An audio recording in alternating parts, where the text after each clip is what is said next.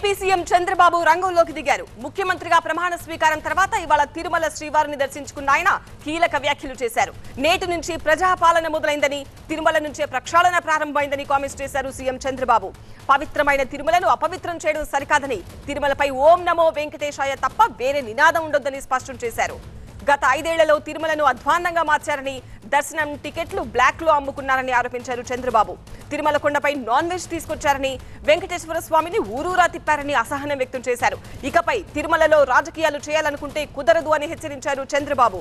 తిరుమల మొత్తం ప్రక్షాళన చేసి ఆయా అంశాలపై స్పెషల్ ఫోకస్ పెడతామన్న ఏపీ సీఎం వ్యాఖ్యలు ఆసక్తికరంగా మారాయి. టీవీ9 ప్రతినిధి రాజు మరింత సమాచారం అందిస్తారు. రాజు, తిరుమల నుంచే ప్రక్షాళన ప్రారంభమైంది అంటున్నారు AP CM Chandrababu Naidu. So తిరుమలలో ఏమేమి మారబోతున్నాయి ఇక మీదట?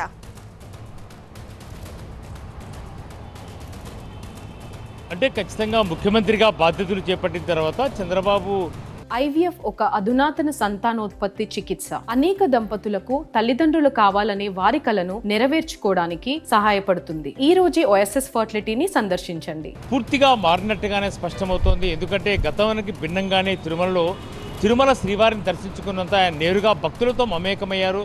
ఆ తర్వాత పెద్దజీయ గారు మఠానికి వెళ్ళాడు, తర్వాత బేడి ఆంజనేయ స్వామి గుడికి వెళ్ళాడు, తర్వాత అఖిలాండం వద్దు టెంకాయలు కొట్టి మొక్కులు తీర్చుకున్నాడు. అయితే పూర్తిగా మారినట్టుగానే స్పష్టమవుతోంది. అయితే ఒక సంకేతాన్ని అయితే ఖచ్చితంగా చంద్రబాబు ఇచ్చినట్టుగా స్పష్టమవుతోంది. మీడియా ముందుకు వచ్చి మీడియా సమావేశంలో చాలా స్పష్టంగానే 5 ఏళ్లలో రాష్ట్రంలో విధ్వంసం జరిగింది, దీనిని సరిచేయాలంటే మరో 30 ఏళ్లు వెనక్కిపోయినటువంటి ఆంధ్రప్రదేశ్ను ఏ రకంగా ముందుకు తీసుకెళ్ళాలి, విజన్ 47తో పాటు తిరుమల లాంటి పవిత్రమైన ప్రాంతంలో కూడా ఒక విధ్వంసం జరిగింది, ఖచ్చితంగా దీన్ని సరిచేయాల్సిన బాధ్యత మనందరిపై ఉంది. ప్రజలు కేవలము ఓట్లు వేయడమే కాదు, ఖచ్చితంగా ప్రభుత్వానికి మద్దతుగా నిలబడి ప్రభుత్వానికి ముందుండి నడిపించాల్సిన బాధ్యత ప్రజల మీద ఉంది అన్న ఒక సంకేతాన్ని ఇచ్చే ప్రయత్నం అయితే చంద్రబాబు చేసిన పరిస్థితి కనిపిస్తుంది.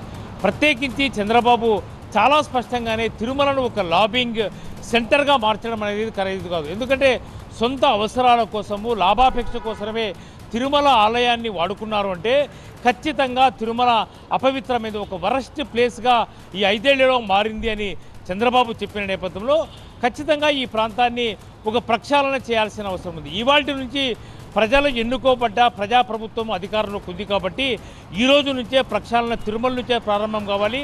ప్రతిరోజు కూడా తాను దేవుణ్ణి ప్రార్థిస్తున్నది, ఒక్క నిమిషం పాటు వెంకటేశ్వర స్వామి ప్రార్థిస్తాను, ఎందుకంటే 2003లో క్రైమోర్మన్స్ దాడి జరిగినప్పుడు దేవుడే నన్ను కాపాడాడు, ఖచ్చితంగా తన నుంచి ఇంకా ఏదో ఆశించాడు, లేదా రాష్ట్రానికి ఏదో చేయాలన్న ఒక సంకల్పంతోనే తాను బతికాను కాబట్టి ఖచ్చితంగా తిరుమల నుంచి ప్రక్షాళన ప్రారంభమవుతోందని చంద్రబాబు చాలా స్పష్టంగా చెప్పడం అనేది ఒక ఆసక్తికరమైన కామెంట్స్గానే చూడాల్సిన అవసరం అయితే ఉంది. ఇప్పటికే తిరుమల చాలా అపవిత్రమైంది, దీన్ని సరిచేయాల్సిన బాధ్యత ఉంది. ఇక్కడ రాజకీయం చేయాలంటే కుదరదు. ఇప్పటి వరకు కూడా రాజకీయ కేంద్రంగా, లాబింగ్ చేసుకోవడానికి కేంద్రంగా దేవుణ్ణి వాడుకున్నారు, ఇది సరైంది కాదు. కలియుగంలో దేవుడు అన్నవాడు వెంకటేశ్వర స్వామితో పెట్టుకుంటే ఈ జన్మలోనే అన్నీ అనుభవించాల్సిన అవసరం ఉంటుంది.